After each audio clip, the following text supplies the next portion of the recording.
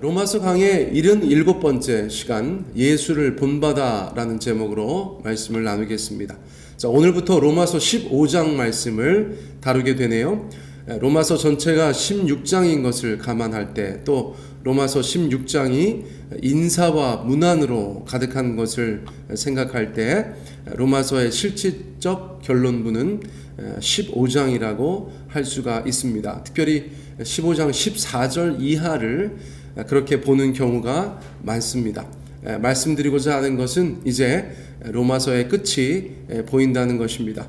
자, 사도 바울은 계속해서 교회에 대해서 말하고 있어요. 예수님께서 피로 사신 교회, 예수님께서 사랑하시는 교회, 그 교회를 위해서 하나님이 주신 메시지를 전하고 있는 것이죠. 자, 어제 본문에서 다룬 것처럼 하나님의 관심, 또 사도 바울의 관심은 온통 교회의 화평과 유익과 하나됨과 성장에 있다고 그렇게 말씀드릴 수 있어요. 예를 들면 세상에 교회가 탄생한 지 얼마 안 됐어요. 그렇죠? 2000년 교회 역사를 생각해 볼 때 불과 20-30년, 그것은 신생학이라고 얘기할 수 있겠죠. 신생아기 중에서도 신생아기다. 저희가 그렇게 말씀드릴 수가 있습니다. 여러분, 저희가 아기들 태어났을 때 얼마나 금이야 오기야 조심조심 신중하게 사랑으로 돌봅니까? 하나님의 마음이 그렇지 않을까요? 조금이라도 문제가 있으면 그 교회 어떻게 될까봐 온통 하나님의 마음과 은혜와 능력이 그 교회를 향하여서 부어지던 그런 시기라고 생각이 되어져요. 자, 그러므로 하나님께서는 교회의 화평, 유익, 하나됨, 성장에 지대한 관심을 가지고 계셨다고 말씀드릴 수 있어요. 2000년이 지났다고 주님의 마음이 교회를 향하여서 달라지시는 건 아니죠. 성도를 향하여서 달라지시는 건 아니죠. 그러나 초대교회라는 그 특수성, 그 초대교회의 특별함을 생각할 때 저는 주님의 마음이 더 간절하지 않으셨을까, 그런 생각을 해봅니다. 자, 그러므로 어제 나눈 말씀 중에서 제가 드린 것 중에 하나가 소탐 대실하지 말아라. 교회에서 우리가 성숙하게 행동해야 한다. 작은 것을 탐하다가 큰 것을 잃어서는 안 된다. 그것에 대해서도 말씀을 드렸어요. 다시 말하면 비본질을 위해 본질을 양보하지 말아라. 비본질 때문에 본질을 놓치지 말아라. 그런 내용들이었어요. 자, 그런데 이러한 일들을 위해서 더 책임감을 가져야 하는 사람들이 있다고 말씀하고 있습니다. 자, 오늘 1절 말씀입니다. 15장 1절 말씀. 믿음이 강한 우리는 마땅히 믿음이 약한 자의 약점을 담당하고 자기를 기쁘게 하지 아니할 것이라. 어떻게 하면 교회가 화평하고 또 교회의 유익을 가져오고 교회가 하나 되고 여러 가지 모양으로 성장할 수 있는가? 어떻게 그렇게 나아갈 수 있는가? 자, 굳이 교회 안에서 더 중요한 부류가 있다면 누구일까? 성경의 표현대로 하면 바로 믿음이 강한 자들이다. 믿음이 강한 자들이다. 로마서의 배경에서 믿음이 강한 자들은 음식을 먹고 절기에 대해서 자유로운 이방인 그리스도인들이었죠. 그렇죠? 자, 그러나 저희가 15장에 들어와서 믿음이 강한 자들은 보다 일반적인 의미로도 볼 수 있겠어요. 말 그대로 믿음이 강한 자들, 믿음이 좋은 자들, 그런 사람들에 대해서 말씀하신 거라고 볼 수 있겠어요. 자, 비교적 교회 안에서 믿음이 좋다는 자들, 믿음이 강하다는 자들, 그들에게 더 큰 책임과 의무가 있다고 주님께서 말씀해 주신다는 거예요. 그들은 교회의 화평을 위해서도, 유익을 위해서도, 하나됨을 위해서도, 성장을 위해서도 더 기여할 수 있는 사람들이기 때문입니다. 자, 그런데 그 방법은 자극적이지가 않아요. 믿음이 강한 자들에게 주시는 로마서의 교훈들을 살펴볼 때에 자극적이지 않습니다.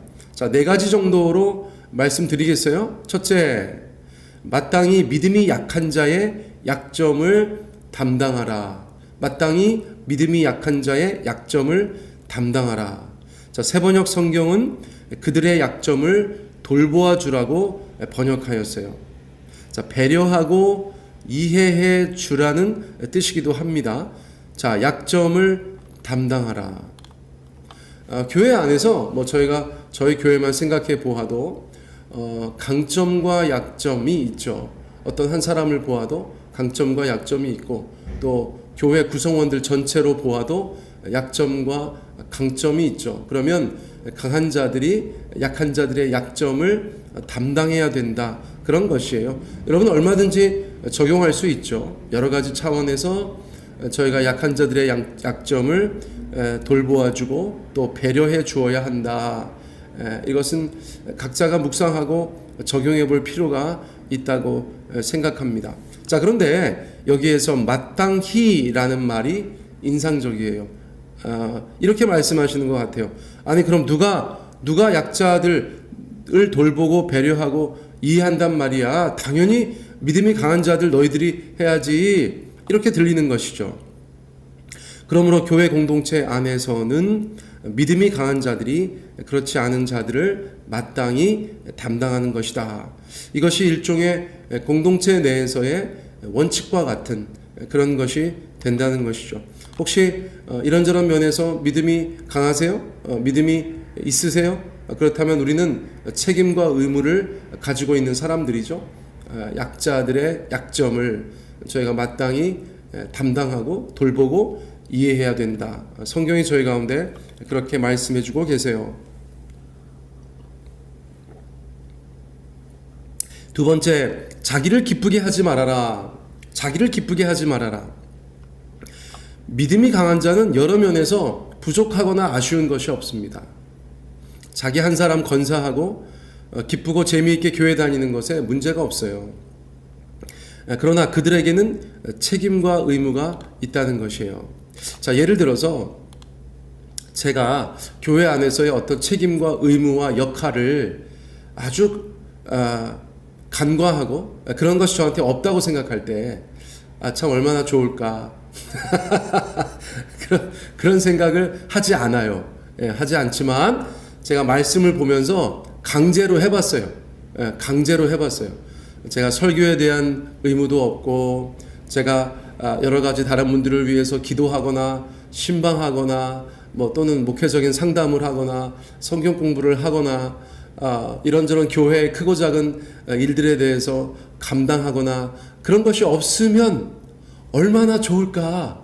어떤 면에서요? 편하겠죠. 얼마나 편하겠어요.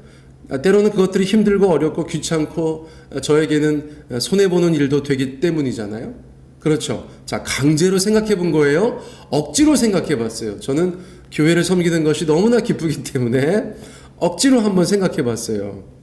자, 그런데 그런 책임과 의무는 저의 것이에요. 그것은 저의 부르심이고 하나님이 주신 사명이고 저의 거룩한 직분이라고 저는 확신하면서 정말 마땅히 그 일을 감당하고 있습니다. 자, 그러므로 공동체 안에 있는 믿음이 약한 자를 배려하고 돌보는 것이 앞서 말씀드린 것처럼 저의 기쁨만을 추구하는 것은 아닐지라도 저는 그것이 저에게 기쁨이 됨을 고백할 수 있어요. 그런데 저뿐만이 아니라는 것이죠. 교회 안에서 뭐 저만 구원의 확신이 있고 하나님을 섬기고 주님 안에서 믿음을 가지고 있습니까? 저희 교회 안에 많은 믿음이 있는 사람들, 믿음이 강한 자들, 그런 분들도 혼자 교회 다니면서 그냥 편하게 여러 가지 자신의 기쁨을 추구하고 그럴 수 있으나 그렇게 하지 않아야 한다는 것이죠. 왜냐하면 하나님의 기대하심이 있기 때문에 야, 너네가 마땅히 해야 돼. 우리 영적인 가족 안에서 약한 자들의 단점을 또는 약점을 너네가 감당해 줘야 돼. 돌보아 줘야 돼. 배려해 줘야 돼. 이해해 줘야 돼. 그렇게 말씀하셨기 때문에 우리가 그렇게 해야 된다는 것이죠. 자, 여러분들 강자와 약자에 대해서 나는 아닐 거야. 그런 생각 하지 마세요. 예. 어쩌면 여러분들이 바로 그분이세요. 우리가 다른 사람들의 그 약점을 좀 돌보아 주어야 하는 사람일 수 있어요. 왜냐하면 여러 가지 일들이 있잖아요. 그렇죠? 교회에서 어떤 사람들의 강점과 약점, 장점과 단점이라는 것은 한 사람 안에서도 계속해서 그 평가가 갈리잖아요. 이런 면에서는 이 사람이 강점이 있으나 저런 면에서는 이 사람이 약점이 있는 거예요. 이건 참 귀한 깨달음 같아요. 저에게 있어서 어떤 강점이 있다면 저에게 있어서 어떤 약점이 있는 것이죠. 그렇죠. 그래서 그런 부분에 있어서 어떤 분이 강점이 있으시다면 저의 약점을 담당해 주셔야 되는 거예요. 또 제가 가지고 있는 강점을 어떤 성도님의 약점을 커버하는 것에 사용해야겠죠. 우리는 서로 그렇게 상호 보완적인 사람들이기 때문에 그렇다는 것이에요. 또 이어지는 권면이 계속 있어요. 2절 말씀해 보세요. 우리 각 사람이 이웃을 기쁘게 하되 선을 이루고 덕을 세우도록 할지니라. 자, 세 번째 말씀하시는 건 뭐냐면 이웃을 기쁘게 하라는 것이죠. 앞서 자기를 기쁘게 하지 말라고 하셨던 하나님의 말씀은 우리가 누구를 기쁘게 해야 되는가, 내가 아닌 누구를 기쁘게 해야 되는가를 특정해 주고 계세요. 바로 이웃이라고 말씀하셨죠. 여기서 이웃은 내가 아닌 다른 사람이에요. 저희 아내도 저한테는 이웃일 수 있어요. 저희 자녀들도 저한테는 이웃일 수 있어요. 저희 교우들도 저에게는 이웃일 수 있어요. 자, 제가 아닌 다른 사람, 그 사람이 바로 나의 이웃일진데, 그 이웃을 사랑해야 할진데, 교회 안에서는 당연히 교우들이다라고 말씀드릴 수 있다는 것이죠. 그러므로 여러분, 저희가 함께 신앙생활하는 교우들, 우리 교인들을 생각할 때 나의 기쁨을 추구해서는 안 되지만 그들의 기쁨은 추구해야 된다. 이웃을 기쁘게 해라. 이것이 주님의 말씀이라는 것이죠. 자, 그들을 기쁘게 하는 것도 믿음이 강한 자들의 책임이다라고 말씀해 주고 있어요. 자, 마지막 네 번째는 무엇입니까? 선을 이루고 덕을 세우도록 하라. 화평의 일과, 그렇죠? 서로 덕을 세우는 일에 힘써라. 어제 본문에서 말씀하셨는데 오늘도 비슷한 말씀이 있어요. 선을 이루고 덕을 세우도록 하라. 약한 자들의 유익을 도모하고 그들을 세워주라는 것이죠. 그들의 성장과 성숙을 도와주라는 것입니다. 앞서 말씀드린 것처럼 일방적인 것은 없어요. 어떤 사람이 하나부터 열까지 다 강자이고 어떤 사람은 하나부터 열까지 다 약자이다. 그럴 수 없어요. 우리는 서로의 약점을 담당해야 되는 줄 믿습니다. 이거 참 좋은 인사이트 같아요. 좋은 인사이트 같아요. 여러분들도 저를 담당해 주셔야 될 부분이 있고 저도 여러분들을 담당해 주어야 될 부분이 있다. 우리 서로가 서로를 담당해 주어야 될 부분이 있다. 저는 그렇게 적용하여서 말씀드리고 싶네요. 그래서 여러분들이 보실 때 저분이 참 나보다 교회도 오래 다니고 믿음도 좋고 그런 것 같은데, 그런데 그분도 완전 허당인 데가 있단 말씀이죠. 할렐루야. 여러분, 그것을 담당해 주시면 돼요. 어떤 사람이 정말 완전하지 않잖아요. 여러분, 우리가 서로를 위해서 그 약점을 담당해 줘야 하는 이유가 거기에 있다는 거예요. 자, 3절 말씀. 그리스도께서도 자기를 기쁘게 하지 아니하셨나니 기록된 바 주를 비방하는 자들의 비방이 내게 미쳤나이다 함과 같으니라. 그리스도께서도 자기를 기쁘게 하지 아니하셨나니 기록된 바 주를 비방하는 자들의 비방이 내게 미쳤나이다. 이게 무슨 말씀입니까? 믿음이 강한 자들의 입장에서는 이러한 요구가 불편할 수 있어요. 누구든지 내가 어떤 사람의 약점을 담당해야 된다. 이것이 불편할 수 있어요. 왜 우리가 그러한 책임과 의무를 져야 합니까? 라고 물을 수 있죠. 그런 질문에 대해서 바로 3절 말씀이 해답이라고 볼 수 있어요. 왜 그럴까요? 그리스도께서 자기를 기쁘게 하지 않으시고 다른 이들의 유익을 도모하셨기 때문이죠. 예수님이야말로 멸시와 천대의 아이콘 같은 분이시잖아요. 멸시와 천대 받으신 하나님, 강한 자로서 약한 자들의 약점을 지신 분, 그 고통스럽고 번거롭고 귀찮고 까다롭고 싫은 일을, 아픈 일을 사랑으로 감당하신 분이 바로 우리 주 예수님이시라는 것이죠. 우리가 예수님을 더군다나 주님이라고 부르고 있다는 것이죠. 그리고 그분을 주님으로 섬기고 있다는 것이죠. 주님의 뜻을 따르겠노라고 고백하고 있다는 것이죠. 자, 그러므로 어느 정도 건강하고 어느 정도 균형 잡힌 성도의 나아갈 길은 정해져 있다고도 볼 수 있어요. 예수님처럼 자기를 기쁘게 하지 않고 약한 자를 담당하고 돌보고 배려하는 것, 공동체의 성장과 성숙을 추구하는 것, 그것이 바로 강한 자들의 책임이다, 나아갈 길이다 라고 말씀드릴 수 있는 것이에요. 자, 4절 말씀 한번 읽어주시겠어요? 4절 시작.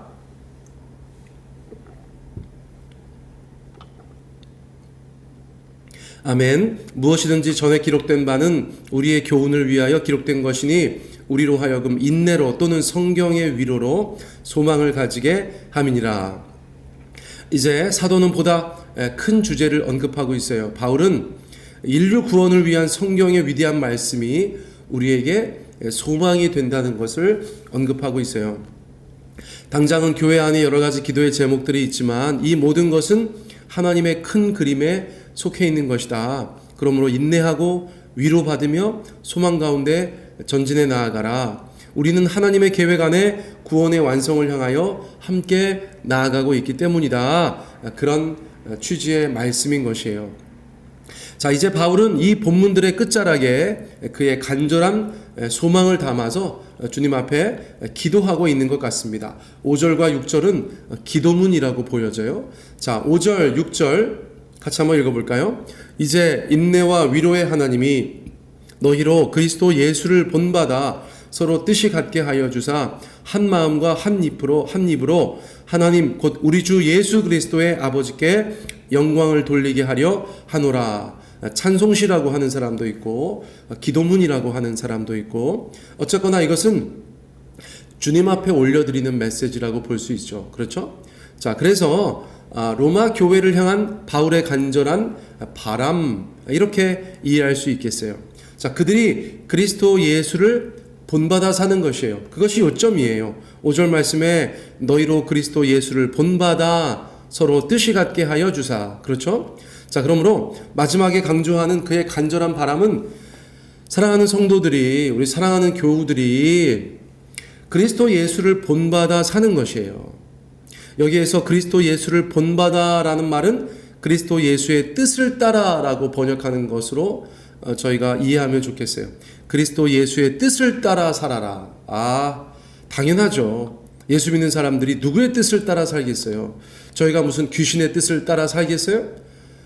그렇지 않죠. 저희가 세상의 뜻을 따라 살겠어요? 예수 그리스도의 뜻을 따라 살아야 마땅한 것이죠. 오직 그 뜻 안에서만 저희는 한 마음과 한 입으로 하나님께 영광을 돌릴 수가 있어요. 자, 그러므로 교회 안에서는 자기 생각 내려놓고 하나님의 말씀을 공동의 가치로 놓고 최고의 권위로 두고 그 말씀 앞에 서로 굴복하고 순종함으로 우리가 한 마음을 이루어 나갈 수 있다는 것이죠. 한 마음과 한 입으로. 이것이 바울이 교회를 향한 간절한 바람이라는 것이에요. 끝까지 교회 하나됨, 그리고 그것을 통하여서 하나님께 영광 돌리는 삶과 신앙, 그것을 강조하고 있다는 것을 저희가 알게 되는 것입니다. 그것이 얼마나 중요한 것이기에 하나님께서는 바울에게 이토록 많이 말씀하여 주시고 바울은 그것을 교회 가운데 이렇게 강조하고 있을까요?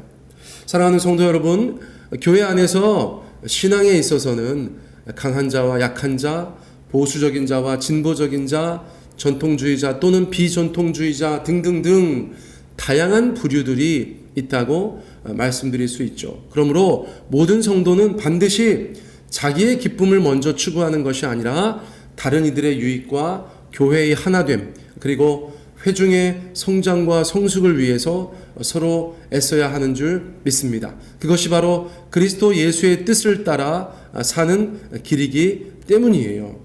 쉽지 않아도 우리가 함께 힘을 모아 순종하며 나아갈 때 주께서 귀한 열매로 저희 가운데 갚아주실 줄 믿습니다. 우리 모두 그리스도 예수의 뜻을 따라 살아가기 원합니다. 오늘 말씀은 이것으로 마치겠습니다.